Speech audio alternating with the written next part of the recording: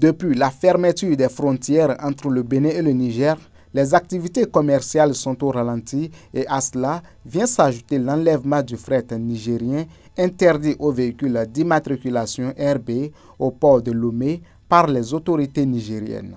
À travers cette décision, les acteurs du transport terrestre de la ville de Parakou se disent fatigués de cette situation qui met à mal les économies des deux pays et celui de la sous-région. Cette crise dont nous sommes en train de vivre, ça ne nous arrange pas en tant que conducteurs, sur tous les conducteurs de l'Afrique de l'Ouest, je peux dire. Parce que comme étant conducteur, par rapport à des chemins parcourus sur le golfe de Guinée, l'Afrique centrale, l'Afrique de l'Ouest, cette situation nous a plus marqué que toutes les situations qu'on avait connues. Presque tous les voies que nous sommes en train de suivre, vraiment la facilité que nous trouvons par rapport à la voie inter-État Bénin-Niger, c'est plus que les d'autres chemins. Aujourd'hui, la majorité de certains Nigériens ont des camions RB. Et si nous allons vivre cette situation, c'est comme si se prendre sa main et de s'enlever son œil. Parce qu'aujourd'hui, nous-mêmes, nous disons que le Bénin et le Niger sont des frères. Il y a des Béninois, de mère béninois, de père nigérien ou de père nigérien, de mère béninoise. On est déjà ensemble. Et si aujourd'hui on va dire que les camions RB ne vont pas charger, ça veut dire qu'il en aura beaucoup de Nigériens qui vont garer leurs camions. Et ça ne va pas arranger de deux côtés parce que la chose deviendra deux camps opposés. Vous êtes les mêmes, mais vous vous opposez encore entre vous. Parce que d'autres Nigériens qui ont des camions RB vont opposer les Nigériens qui ont des camions RN. Et cela, ça va devenir encore comme un conflit entre ces mêmes États. Le problème des Chinois et Japonais ne regardent pas un Américain. Mais la situation qui est là, ça nous pétine les deux peuples. De Cotonou, passer par Kassoua, Sankansi, Kupela, Ouaga, Kaya, Dorila. D'abord, il y a une sécurité là-bas. Les bagages que tu vas amener dans une semaine, là-bas, tu vas faire 2 à 3 mois. Les chauffeurs mouraient là-bas. Les bagages gâtent là-bas. Cette décision qu'il a prise là, nous, on n'est pas contents. Nous sommes des conducteurs.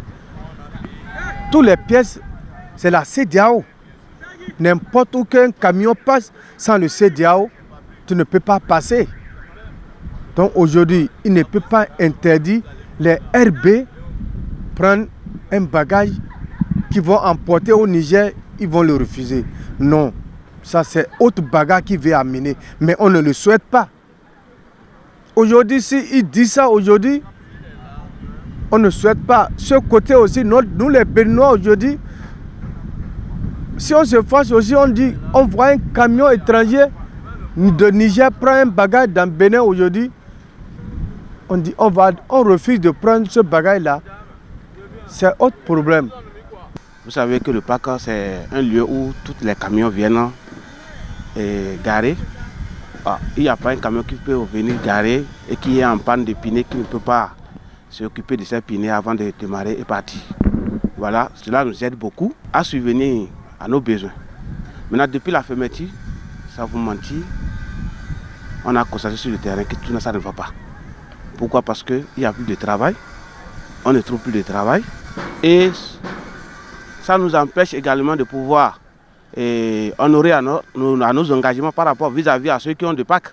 Aujourd'hui, le transport entre le Bénin et le Niger, c'est un truc très capital, très important qu'on ne peut pas arrêter. Lorsqu'on arrête un des deux côtés, c'est la population qui souffre, c'est les transporteurs qui souffrent, c'est les acteurs, ceux qui sont dans le domaine du transport, c'est eux qui souffrent. Lorsque vous n'avez pas une communication des biens et services entre deux pays, ce n'est pas bien. Nous avons des Nigériens qui achètent les camions immatriculés RB De la même manière, nous avons des Béninois qui achètent des camions immatriculés, qui ont des immatriculations du Togo, du Ghana, du Niger. Nous sommes tous les mêmes. On ne peut pas interdire qu'on va prendre une décision pour dire qu'on va écarter une telle immatriculation. Très touchés par cette situation qu'ils vivent mal, les différents acteurs du secteur des transports des deux pays continuent de lancer haut et fort un plaidoyer auprès des autorités de ces deux pays voisins pour un retour à la normale des choses. Je lance cet appel à ces deux États de nous regarder au moins et mettre la balle à terre, chercher une consensus de pouvoir s'entendre pour résoudre ce problème. Parce que nous voyons de mêmes choses, parce que ce coup-là, ça joue dans les deux camps. D'autres sont là, sont en train de supporter pour que ça ne se résolve pas. D'autres sont là, sont en train de supporter pour que ça se résolve. Mais ce que je suis en train de demander à deux États, de réfléchir les deux peuples. Parce que tout ce qui vient, ça tombe sur les deux peuples. Donc ils n'ont qu'à réfléchir, savoir que c'est les deux peuples qui les a élus. Ils sont là à cause des deux peuples. Donc ils n'ont qu'à réfléchir à nous. Le gouvernement béninois a autorisé le chargement du pétrole brut du Niger. Donc suite à cette décision, je salue l'initiative du gouvernement et je félicite également le gouvernement pour avoir l'esprit d'écoute. Côté nigérien, je les invite à collaborer correctement avec notre gouvernement pour que d'ici dans les jours à venir, dans un bref délai, nous puissions avoir une résolution du côté de la frontière. Et il faut noter que bientôt, nous aurons l'affaire de Tabaski. Et quand on parle de l'affaire de Tabaski, nous devons savoir que cette fermeture de la frontière doit avoir des impacts également sur la vente des moutons, ce que nous ne le souhaitons pas.